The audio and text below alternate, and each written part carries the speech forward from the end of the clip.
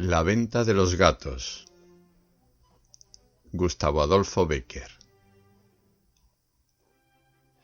En Sevilla, y en mitad del camino que se dirige al convento de San Jerónimo desde la Puerta de la Macarena, hay, entre otros ventorrillos célebres, uno que, por el lugar en que está colocado y las circunstancias especiales que en él concurren, puede decirse que era, si ya no lo es, el más neto y característico de todos los ventorrillos andaluces.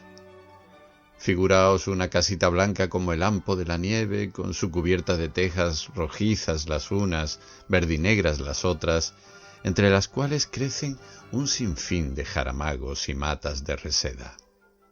Un cobertizo de madera baña en sombras el dintel de la puerta, a cuyos lados hay dos pollos de ladrillos y argamasa. Empotradas en el muro que rompen varios ventanillos abiertos a capricho para dar luz al interior, y de los cuales unos son más bajos y otros más altos, este en forma cuadrangular, aquel imitando una jimez o una claraboya, se ven de trecho en trecho algunas estacas y anillas de hierro que sirven para atar las caballerías.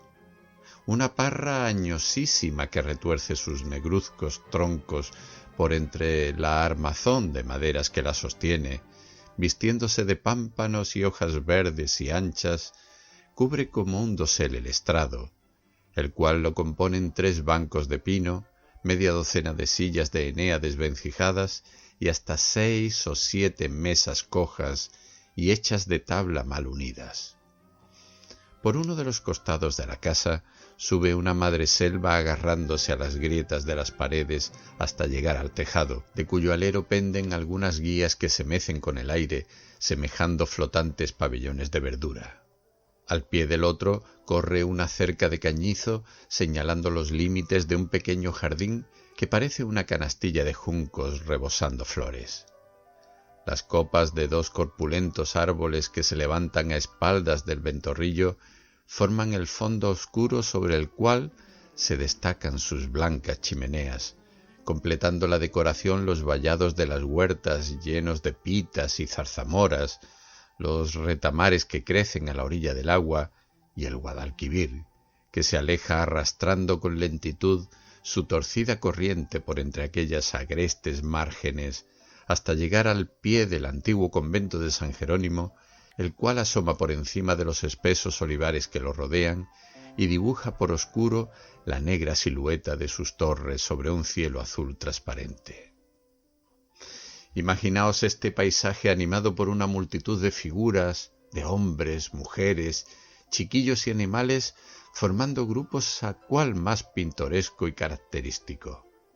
Aquí el ventero, rechoncho y coloradote, sentado al sol en una silleta baja, deshaciendo entre las manos el tabaco para liar un cigarrillo y con el papel en la boca. Allí un regatón de la Macarena que canta entornando los ojos y acompañándose con una guitarrilla, mientras otros le llevan el compás con las palmas o golpeando las mesas con los vasos.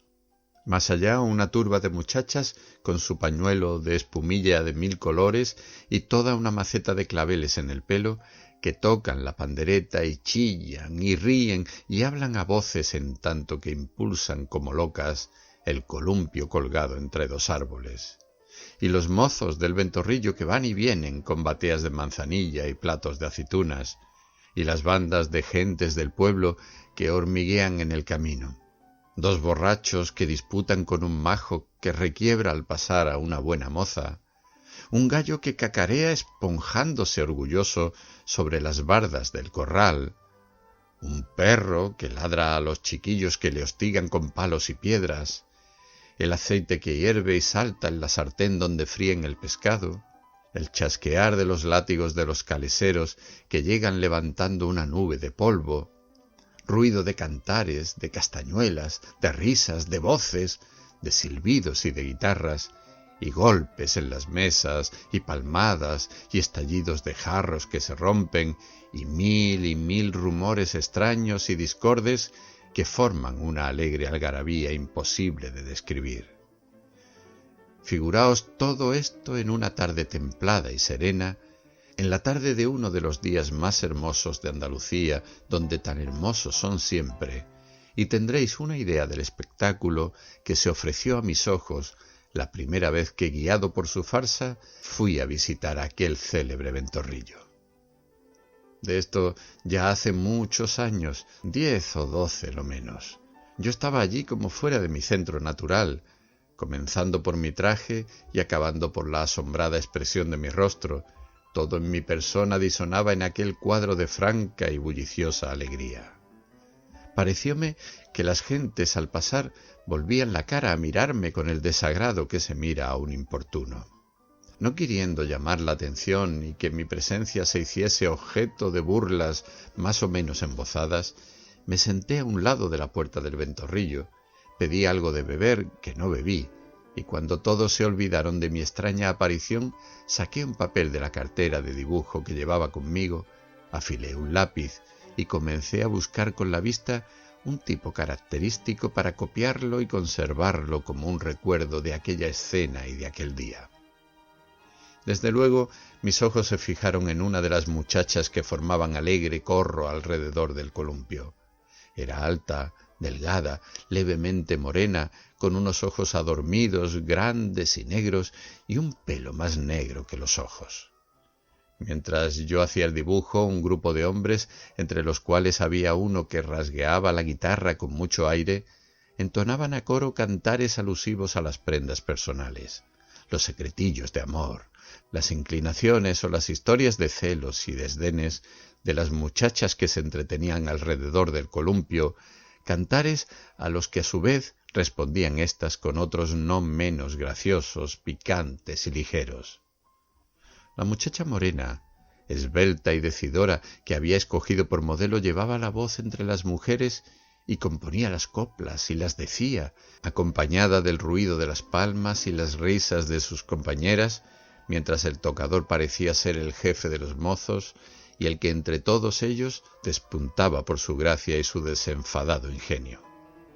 Por mi parte, no necesité mucho tiempo para conocer que entre ambos existía algún sentimiento de afección que se revelaba en sus cantares, llenos de alusiones transparentes y frases enamoradas. Cuando terminé mi obra comenzaba a hacerse de noche, y en la torre de la catedral se habían encendido los 2 faroles del retablo de las campanas y sus luces parecían los ojos de fuego de aquel gigante de argamasa y ladrillo que domina toda la ciudad. Los grupos se iban disolviendo poco a poco y perdiéndose a lo largo del camino entre la bruma del crepúsculo, plateada por la luna, que empezaba a dibujarse sobre el fondo violado y oscuro del cielo. Las muchachas se alejaban juntas y cantando, y sus voces argentinas se debilitaban gradualmente hasta confundirse con los otros rumores indistintos y lejanos que temblaban en el aire. Todo acababa a la vez. El día, el bullicio, la animación y la fiesta, y de todo no quedaba sino un eco en el oído y en el alma, como una vibración suavísima, como un dulce sopor parecido al que se experimenta al despertar de un sueño agradable.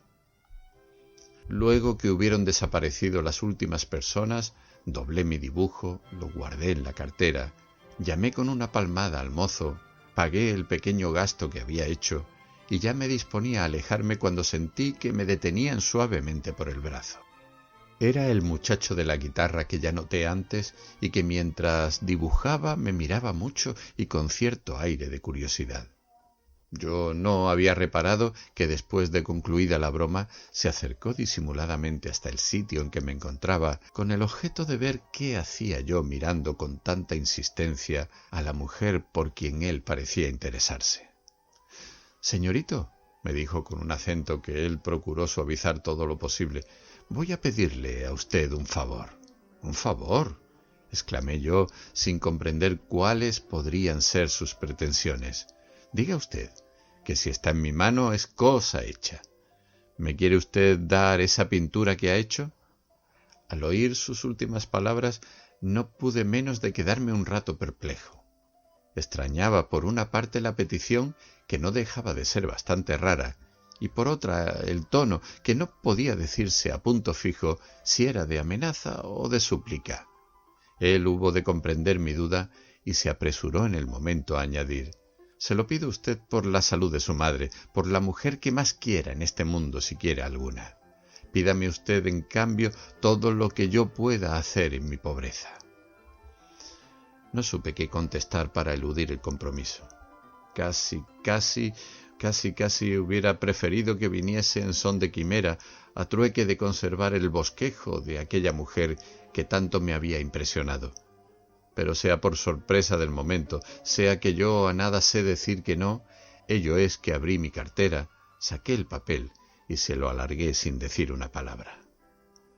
Referir las frases de agradecimiento del muchacho, sus exclamaciones al mirar nuevamente el dibujo a la luz del reverbero de la venta, el cuidado con que lo dobló para guardárselo en la faja, los ofrecimientos que me hizo y las alabanzas hiperbólicas con que ponderó la suerte de haber encontrado lo que él llamaba un señorito templao y neto, sería tarea dificilísima, por no decir imposible.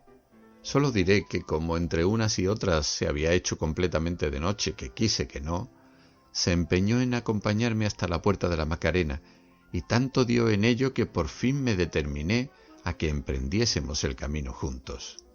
El camino es bien corto, pero mientras duró encontró forma de contarme de pe a pa toda la historia de sus amores. La venta donde se había celebrado la función era de su padre, quien le tenía prometido, para cuando se casase, una huerta que lindaba con la casa y que también le pertenecía. En cuanto a la muchacha objeto de su cariño, que me describió con los más vivos colores y las frases más pintorescas, me dijo que se llamaba Amparo, que se había criado en su casa desde muy pequeñita y se ignoraba quiénes fuesen sus padres. Todo esto y 100 otros detalles de más escaso interés me refirió durante el camino. Cuando llegamos a las puertas de la ciudad me dio un fuerte apretón de manos, tornó a ofrecérseme y se marchó entonando un cantar cuyos ecos se dilataban a lo lejos en el silencio de la noche. Yo permanecí un rato viéndolo ir. Su felicidad parecía contagiosa y me sentía alegre, con una alegría extraña y sin nombre, con una alegría, por decirlo así, de reflejo. Él siguió cantando a más no poder. Uno de sus cantares decía así: «Compañerillo del alma, mira qué bonita era, se parecía a la Virgen de Consolación de Utrera». Cuando su voz comenzaba a perderse, oí en las ráfagas de la brisa otra delgada y vibrante que sonaba más lejos aún. Era ella, que lo aguardaba impaciente. Pocos días después abandoné Sevilla, y pasaron muchos años sin que volviese a ella, y olvidé muchas cosas que allí me habían sucedido. Pero el recuerdo de tanta y tan ignorada y tranquila felicidad no se me borró nunca de la memoria. Como he dicho, transcurrieron muchos años después que abandoné Sevilla, sin que olvidase del todo aquella tarde, cuyo recuerdo pasaba algunas veces por mi imaginación, como una brisa bienhechora que refresca el ardor de la frente. Cuando el azar me condujo de nuevo a la gran ciudad que con tanta razón es llamada Reina de Andalucía, una de las cosas que más llamaron mi atención fue el notable cambio verificado durante mi ausencia. Edificios, manzanas de casas y barrios enteros habían surgido al contacto mágico de la industria y el capital. Por todas partes fábricas, jardines, posesiones de recreo, frondosas alamedas, pero por desgracia muchas vulnerables antiguallas habían desaparecido. Visité nuevamente muchos soberbios edificios llenos de recuerdos históricos y artísticos. Torné a vagar y a perderme entre las mil y mil revueltas del curioso barrio de Santa Cruz. Extrañé en el curso de mis paseos muchas cosas nuevas que se han levantado no sé cómo. Eché de menos muchas cosas viejas que han desaparecido no sé por qué, y por último me dirigí a la orilla del río. La orilla del río ha sido siempre en Sevilla el lugar predilecto de mis excursiones. Después que hube admirado el magnífico panorama que ofrece en el punto por donde une sus opuestas márgenes el puente de Hierro, Después que hube recorrido con la mirada absorta los 1000 detalles, palacios y blancos caseríos, después que pasé revista a los innumerables buques surtos en sus aguas que desplegaban al aire los ligeros gallardetes de 1000 colores, y oí el confuso hervidero del muelle donde todo respira actividad y movimiento, remontando con la imaginación la corriente del río, me trasladé hasta San Jerónimo. Me acordaba de aquel paisaje tranquilo, reposado y luminoso en que la rica vegetación de Andalucía despliega sin aliño sus galas naturales.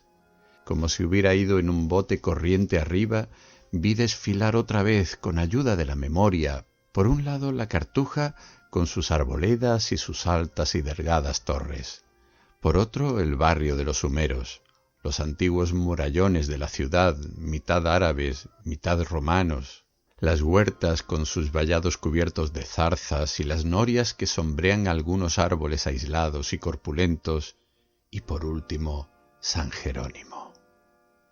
Al llegar aquí con la imaginación se me representaron con más viveza que nunca los recuerdos que aún conservaba de la famosa venta, y me figuré que asistía de nuevo a aquellas fiestas populares y oía cantar a las muchachas meciéndose en el columpio, y veía los corrillos de gentes del pueblo vagar por los prados, merendar unos, disputar los otros, reír éstos, bailar aquellos, y todos agitarse, rebosando juventud, animación y alegría. Allí estaba ella, rodeada de sus hijos, lejos ya del grupo de las mozuelas que reían y cantaban, y allí estaba él, tranquilo y satisfecho de su felicidad, mirando con ternura, reunidas a su alrededor y felices, a todas las personas que más amaba en el mundo. Su mujer, sus hijos, su padre, que estaba entonces, como hacía 10 años, sentado a la puerta de su venta, liando impasible su cigarro de papel, sin más variación que tener blanca como la nieve la cabeza, que antes era gris. Un amigo que me acompañaba en el paseo, notando la especie de éxtasis en que estuve abstraído con esas ideas durante algunos minutos, me sacudió al fin del brazo preguntándome: «¿En qué piensas?». Pensaba, le contesté, en la venta de los gatos, y revolvía aquí dentro de la imaginación todos los agradables recuerdos que guardo de una tarde que estuve en San Jerónimo. En ese instante concluía una historia que dejé empezada allí y la concluía tan a mi gusto que creo no puede tener otro final que el que yo le he hecho.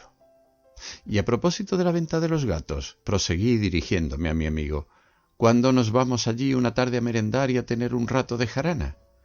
«Un rato de jarana», exclamó mi interlocutor con una expresión de asombro que yo no acertaba a explicarme entonces. «Un rato de jarana. Pues digo que el sitio es aparente para el caso». «¿Y por qué no?», le repliqué admirándome a mi vez de sus admiraciones. «La razón es muy sencilla», me dijo por último, «porque a 100 pasos de la venta han hecho el nuevo cementerio». Entonces fui yo el que lo miré con ojos asombrados y permanecí algunos instantes en silencio antes de añadir una sola palabra. Volvimos a la ciudad y pasó aquel día y pasaron algunos otros más sin que yo pudiese desechar del todo la impresión que me había causado una noticia tan inesperada. Por más vueltas que le daba, mi historia de la muchacha morena no tenía ya fin, pues el inventado no podía concebirla, antojándoseme inverosímil un cuadro de felicidad y alegría con un cementerio por fondo. Una tarde, resuelto a salir de dudas, pretexté una ligera indisposición para no acompañar a mi amigo en nuestros acostumbrados paseos y emprendí solo el camino de la venta. Cuando dejé a mis espaldas la Macarena y su pintoresco arrabal y comencé a cruzar por un estrecho sendero aquel laberinto de huertas, ya me parecía advertir algo extraño en cuanto me rodeaba. Bien fuese que la tarde estaba un poco encapotada, bien que la disposición de mi ánimo me inclinaba a las ideas melancólicas, lo cierto es que sentí frío y tristeza, y noté un silencio que me recordaba la completa soledad como el sueño recuerda la muerte. Anduve un rato sin detenerme, acabé por cruzar las huertas para abreviar la distancia y entré en el camino de San Lázaro, desde donde ya se divisa en lontananza el convento de San Jerónimo. Tal vez será una ilusión, pero a mí me parece que por el camino que pasan los muertos hasta los árboles y las hierbas toman al cabo un color diferente. Por lo menos allí se me antojó que faltaban tonos calurosos y armónicos, frescura en la arboleda, ambiente en el espacio y luz en el terreno. El paisaje era monótono, las figuras negras y aisladas. Por aquí un carro que marchaba pausadamente cubierto de luto, sin levantar polvo, sin chasquidos de látigo, sin algazara, sin movimiento casi. Más allá un hombre de mala catadura con un azadón en el hombro, o un sacerdote con su hábito talario oscuro, o un grupo de ancianos mal vestidos o de aspecto repugnante, con cirios apagados en las manos que volvían silenciosos con la cabeza baja y los ojos fijos en la tierra. Yo me creía transportado no sé a dónde, pues todo lo que veía me recordaba un paisaje cuyos contornos eran los mismos de siempre, pero cuyos colores se habían borrado, por decirlo así, no quedando de ellos sino una media tinta dudosa. La impresión que experimentaba sólo puede compararse a la que sentimos en esos sueños en que por un fenómeno inexplicable las cosas son y no son a la vez, y los sitios en que creemos hallarnos se transforman en parte de una manera estrambótica e imposible. Por último, llegué al Ventorrillo. Lo recordé más por el rótulo que aún conservaba escrito con grandes letras en una de sus paredes que por nada. Pues en cuanto al caserío, se me figuró que hasta había cambiado de forma y proporciones. Desde luego, puedo asegurar que estaba mucho más ruinoso, abandonado y triste. La sombra del cementerio que se alzaba en el fondo parecía extenderse hacia él, envolviéndolo en una oscura proyección como en un sudario. El ventero estaba solo, completamente solo. Conocí que era el mismo de hacía 10 años, y lo conocí por no sé qué, pues en este tiempo había envejecido hasta el punto de aparentar un viejo decrépito y moribundo, mientras que cuando lo vi no representaba apenas 50 años y rebosaba salud, satisfacción y vida. Sentéme en una de las desiertas mesas, pedí algo de beber que me sirvió el ventero y de una en otra palabra suelta vinimos al cabo a entrar en una conversación tirada acerca de la historia de amores cuyo último capítulo ignoraba todavía, a pesar de haber intentado adivinarlo varias veces. Todo, me dijo el pobre viejo, todo parece que se ha conjurado contra nosotros desde la época que usted me recuerda. Ya lo sabe usted. Amparo era la niña de nuestros ojos, se había criado aquí desde que nació, casi era la alegría de la casa. Nunca pudo echar de menos el suyo porque yo la quería como un padre. Mi hijo se acostumbró también a quererla desde niño, primero como un hermano, después con un cariño más grande todavía. Ya estaba en vísperas de casarse, yo les había ofrecido lo mejor de mi poca hacienda, pues con el producto de mi tráfico me parecía tener más que suficiente para vivir con desahogo, cuando no sé qué diablo malo tuvo envidia de nuestra felicidad y la deshizo en un momento. Primero comenzó a susurrarse que iban a colocar un cementerio por esta parte de San Jerónimo. Unos decían que más acá, otros que más allá, y mientras todos estábamos inquietos y temerosos, temblando de que se realizase este proyecto, una desgracia mayor y más cierta cayó sobre nosotros. Un día llegaron aquí en un carruaje 2 señores. Me hicieron 1000 y 1000 preguntas acerca de Amparo, a la cual saqué yo cuando pequeña de la casa de Expósitos. Me pidieron los envoltorios con que la abandonaron y que yo conservaba, resultando al fin que Amparo era hija de un señor muy rico, el cual trabajó con la justicia para arrancárnosla, y trabajó tanto que logró conseguirlo. No quiero recordar siquiera el día en que se la llevaron. Ella lloraba como una Magdalena. Mi hijo quería hacer una locura. Yo estaba como atontado sin comprender lo que me sucedía. Se fue. Es decir, no se fue porque nos quería mucho para irse, pero se la llevaron y una maldición cayó sobre esta casa. Mi hijo, después de un arrebato de desesperación espantosa, cayó como en un letargo. Yo no sé decir qué me pasó. Creí que se me había acabado el mundo. Mientras esto sucedía, comenzóse a levantar el cementerio. La gente huyó de estos contornos, se acabaron las fiestas, los cantares y la música, y se acabó toda la alegría de estos campos, como se había acabado toda la de nuestras almas. Y Amparo no era más feliz que nosotros. Criada aquí al aire libre, entre el bullicio y la animación de la venta, educada para ser dichosa en la pobreza, la sacaron de esta vida y se secó como se secan las flores arrancadas de un huerto para llevarlas a un estrado.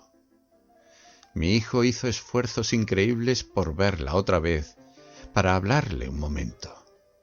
Todo fue inútil. Su familia no quería. Al cabo la vio, pero la vio muerta. Por aquí pasó el entierro. Yo no sabía nada y no sé por qué me eché a llorar cuando vi el ataúd. El corazón, que es muy leal, me decía a voces: esa es joven como Amparo, como ella sería también hermosa. ¿Quién sabe si será la misma? Y era. Mi hijo siguió el entierro, entró en el patio y al abrirse la caja dio un grito, cayó sin sentido en tierra y así me lo trajeron. Después se volvió loco y loco está. Cuando el pobre viejo llegaba a este punto de su narración, entraron en la venta dos enterradores de siniestra figura y aspecto repugnante. Acabada su tarea, venían a echar un trago a la salud de los muertos, como dijo uno de ellos, acompañando el chiste con una estúpida sonrisa. El ventero se enjugó una lágrima con el dorso de la mano y fue a servirles. La noche comenzaba a cerrar oscura y tristísima. El cielo estaba negro y el campo lo mismo.